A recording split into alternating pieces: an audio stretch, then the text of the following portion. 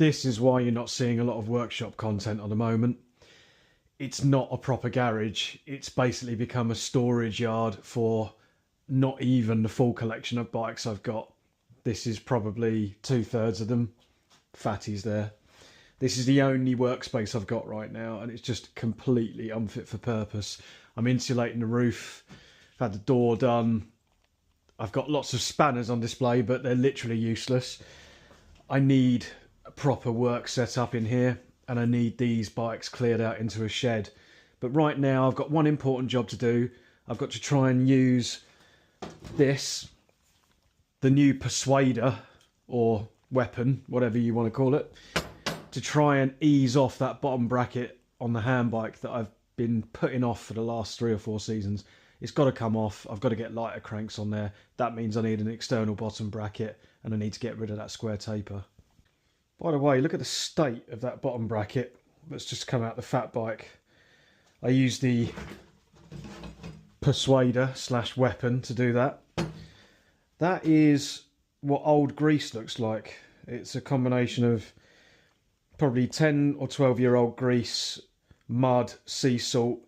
Actually, the fact that this is still rolling, although it's a little bit noisy, is a testament to how hardy square taper bottom brackets actually are. They are definitely fit for a certain purpose. They're just not very lightweight, but they do last the test of time. This one's a steel one as well, so but it's knackered. I've actually ordered one from AliExpress just for laughs more than anything, to see if it's any good, and I will fit that on a future video, so stay tuned. Right, Brutes is on the table. First thing I've got to do is get this chain off, then get the chain ring off and the cranks. Okay, so we've got this filthy chain. I actually only cleaned this recently. I'm gonna break that. There we go. Get you off. Oh, gone, never to be found again. Okay, that's the chain off. I'm gonna get our torque wrench. What we're looking for here, 8mm. Should do the job.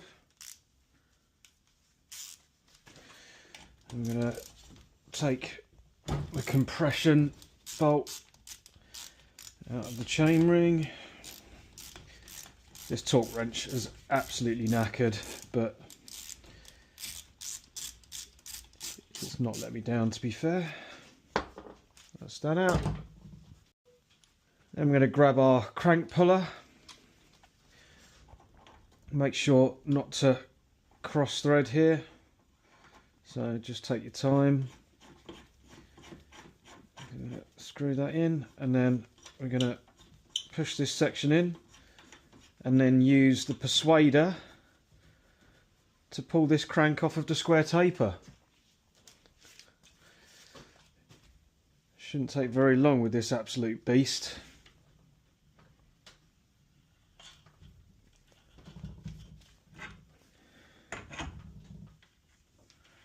Yeah, it's making light work. I don't even need to use the full lever. There we go, that's off. And this is a stupid idea. I should be doing it from the other side, but I'm going to use all the brute force and strength to try and just get it off this side. There we go. No job too big for the persuader. Absolutely genius. No, that needs a bit more. There we go. And off. Simple as. So that's our other left hand crank arm off. So I've got my square taper bottom bracket removal tool.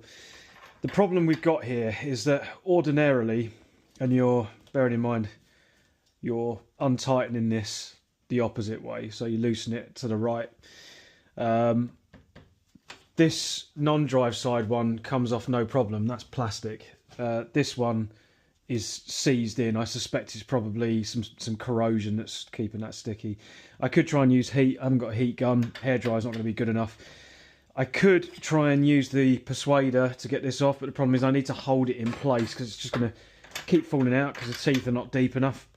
So what I'm going to try and do is use the bolts, compression bolts, and use a big washer to try and keep this in place and see if we can't get some success that way. I'll also chuck some plus gas in there as well.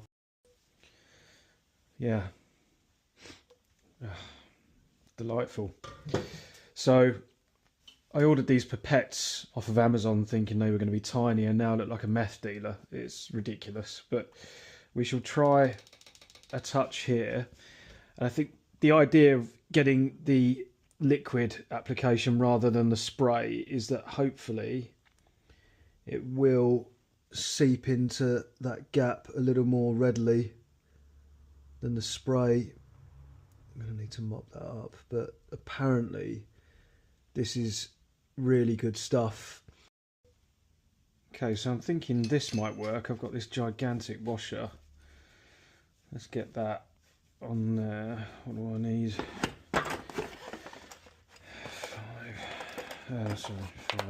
I've got the M8 here. There we go. Tighten that down a little. Tell you what, I'm going to use the Persuader is featuring heavily tonight in this video because I've just bought it from a tool shop and I love it. I'm going to try and use it as much as possible. There we go. That's in. Let's see now if I can actually get any joy with this. Right.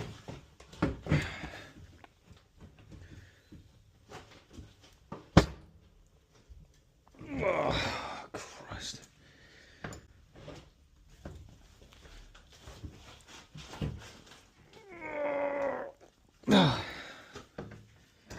That is an absolute nightmare. Now sometimes you can crack these open with a bit of a shock. Kind of breaks the corrosion barrier, if you like, that's been built up.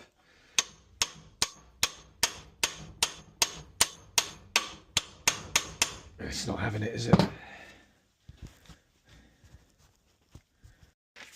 In the meantime, what I can do, seeing as I'm going to have to wait overnight for this and probably have to take a blowtorch to it, is just double check the measurement of this bottom bracket shell so I can order a really sexy, maybe ceramic external bottom bracket, something that's going to get me marginal gains.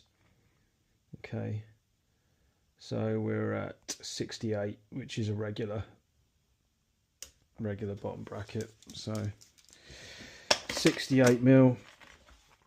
That opens me up to a whole world of possibilities.